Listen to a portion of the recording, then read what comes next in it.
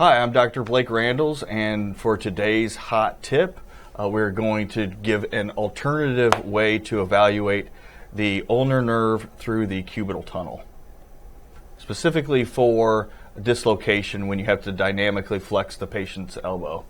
This is a way to do it if you feel yourself you're having issues when the patient's lying down and you're not able to get to the elbow during flexion, or if you're having any other issues with that. This is just an alternative way to evaluate that, making it a little more comfortable for yourself and maybe the patient.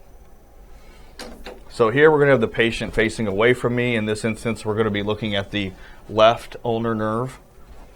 So we're going to find those bony landmarks of the medial epicondyle and the olecranon process.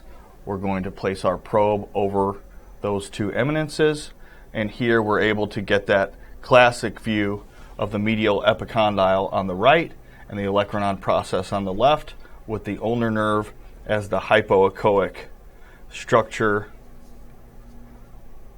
adjacent to the medial epicondyle.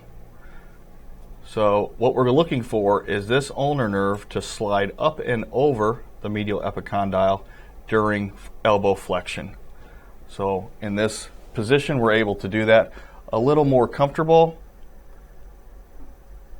All right, Mark, I'm going to have you flex the elbow. Yep, we're able to stay on that. And as we can see, keep flexing, full flexion, and relax.